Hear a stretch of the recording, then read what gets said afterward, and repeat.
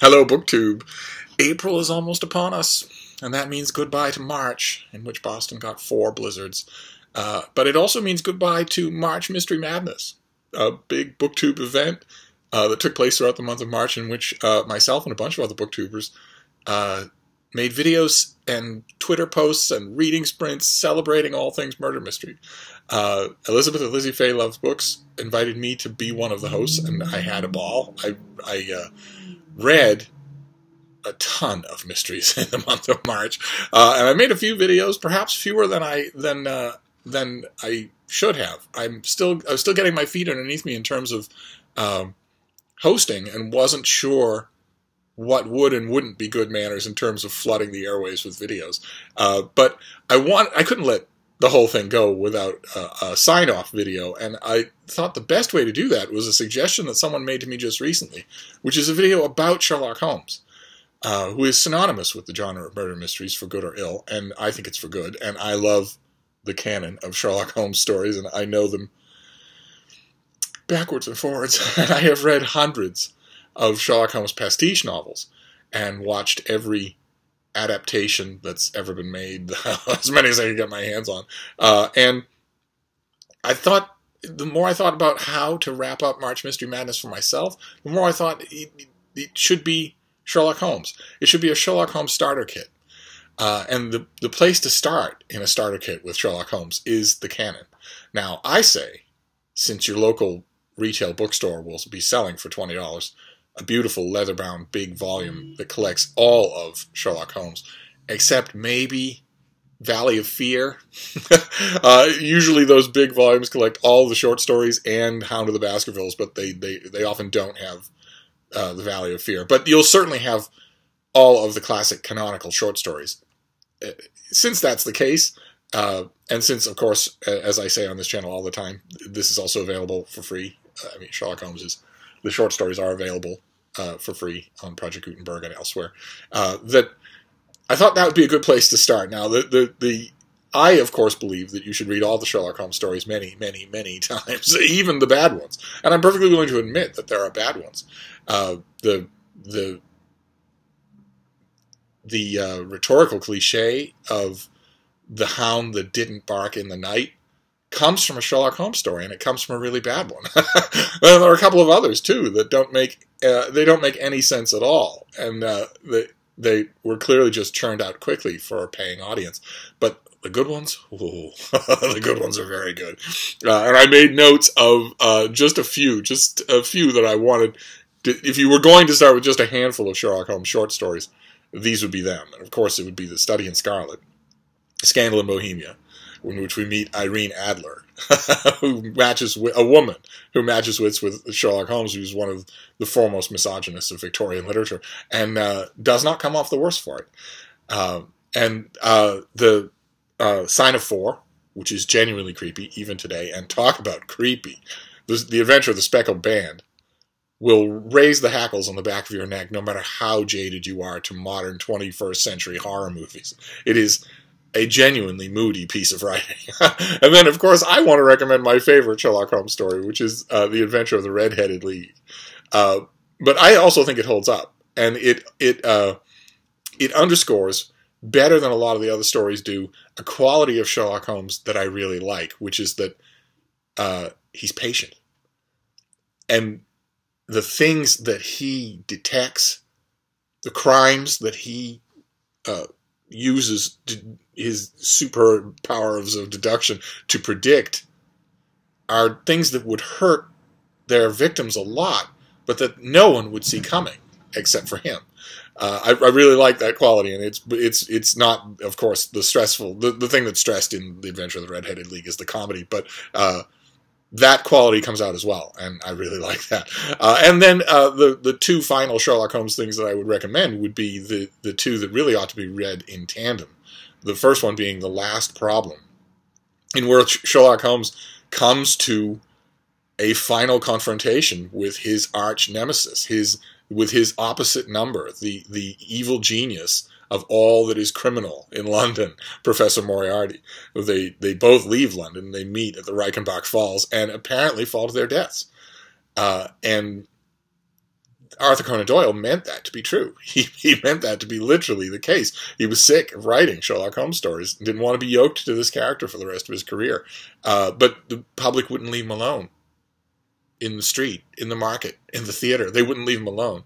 And they wouldn't leave the magazine alone either. They just kept flooding it with mail. And eventually, Holmes knuckled under and wrote a return to Sherlock Holmes that was a kind of prequel. That's The Hound of the Baskervilles. But he also eventually just brought the character back in the story of The Adventure of the Empty House, which is amazingly good. It's if the people in the reading audience who thought that maybe Doyle had lost a step or two in writing Holmes after taking so long a break were completely reassured. So those would be my recommendations for Sherlock Holmes stories if you don't want necessarily to sink in 2 weeks to reading all of them, although I think you should. But then we come to the ocean of Sherlock Holmes pastiche novels. There's this surging ocean of Sherlock Holmes pastiche novels. And when we talk about that ocean, when we talk about all the books that are out there, we really have to decide, or at least I do, what constitutes good Sherlock Holmes pastiche fiction. I mentioned it briefly in another March Mystery Madness video. Ticking off the boxes, simply fetishizing the Holmes canon, doesn't, for me, constitute a good Sherlock Holmes pastiche. Because we already know that. We have those stories, and they aren't going anywhere, and they aren't in in ancient Greek. They're every bit as entertaining now to pick up and read as they were when they first came out. So we already have them. And a photographic reproduction of them has always struck me as a curiously barren exercise. So what you want instead, the best Sherlock Holmes pastiche novels for me are the ones that twist at the character, that dig in, where the author is showing that they are also Sherlock Holmes fans. I love those. When I get a little glint of insight, a little thing that probably wouldn't have happened in Doyle's handling of the character, but that works perfectly in the story. And I have a list of those a short list that I want to recommend to you. The first one being The 7% Solution by Nicholas Meyer. From the University of Iowa, which is a story in which Sherlock Holmes meets the other great fictional character of the 19th century, Sigmund Freud. Sorry. I amuse myself. And it's all about Holmes's addiction to cocaine, his addiction to the 7% solution that we hear about in the stories, and that Dr. Watson deplores. But that Holmes needs just to beguile tedium, or at least that's what he tells himself. In Meyer's story and in the great movie that he makes from that story, the idea is that Holmes haughtily telling Watson that he needs it to stave off boredom is, of course, what an addict would say. And it works wonderfully. And then in terms of, we'll do two here that are very close to being scrupulously original pastiches. They verge very close to the thing that I was talking about that doesn't please me, where someone just ticks off the boxes, and that is The Whitechapel Horror by Ed Hanna, and Sherlock Holmes in the Case of Sabina Hall by L. Greenwood. And in the second one, Sherlock Holmes just goes to a country estate, and it's Sherlock Holmes does the country house murder.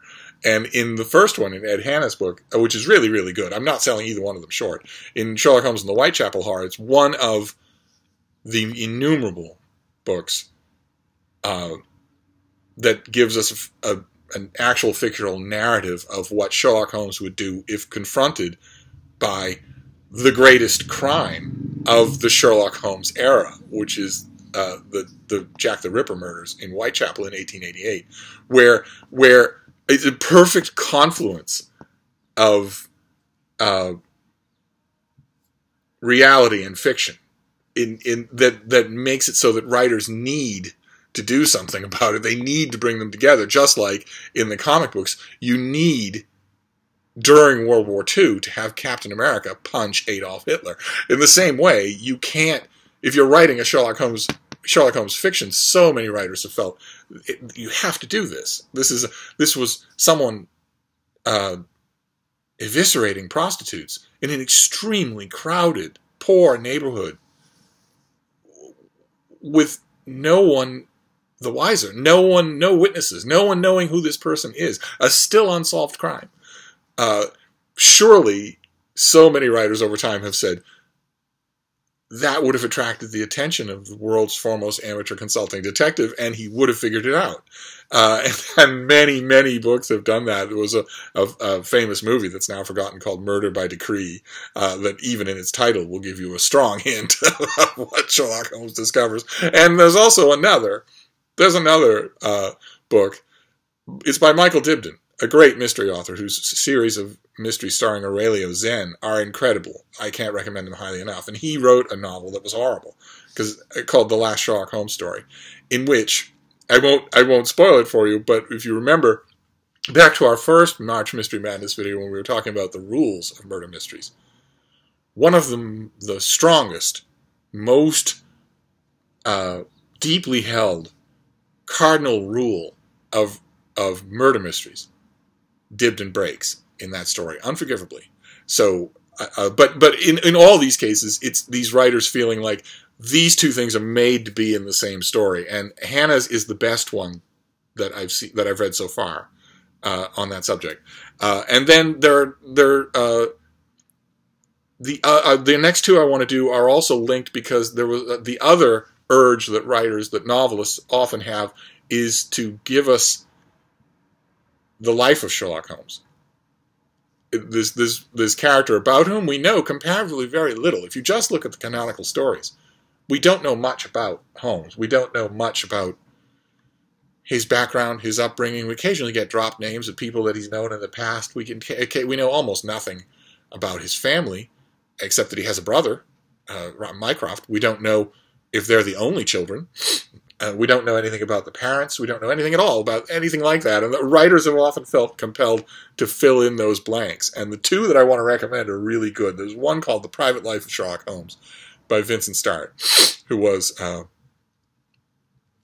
grade A loon, but perhaps the foremost Sherlock Holmes expert of his day. And I, Sherlock by Michael Harrison, which I just recently showed on this channel, and which both of them know the canon backwards and forwards. So they have reconstituted Holmes's life in chronological order to the absolute best that it can be done, and then filled in blanks on their own. And both of them are very entertaining.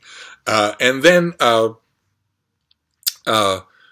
the last two that I want to recommend for pastiche novels are Sherlock in Love by St. Egida Naslin, who became famous and became an internationally best-selling author for Ahab's Wife, a big, fat historical novel that I thought misfired on almost every level, and yet it shows you what I know for the public taste, because they grabbed onto it. At the time that it was selling 100 copies a week at my bookstore, my sarcastic refrain was that the reason it was selling so well is because these customers were thinking this is an easy way to get out of reading Moby Dick. I now see, of course, there must be more to it than that.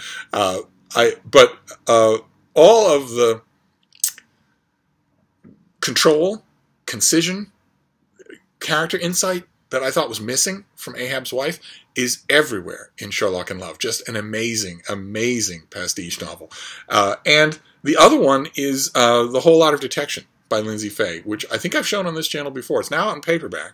It's a newer book, much newer than all the rest of these, and it's just a collection of classic-style Sherlock Holmes stories, but done with a very modern sensibility that works really well. So I even though they technically fall under the heading of the thing that I was talking about, where the writer is checking all the boxes, you don't get any of the feel of that when you're reading it. And then the last book that I want to recommend for this, the farewell to March Mystery Madness. I hope I get to host next year, or I hope I get to host some other event in the rest of 2018. Who knows? But the last book I want to recommend of Sherlock Holmes, I mean, there are a million more that we could talk about, but there's one that has stuck with me. I thought it was tremendously enjoyable when I first read it, and it's stuck with me ever since. It's by Pierre Bayard, and it's called Sherlock Holmes Was Wrong.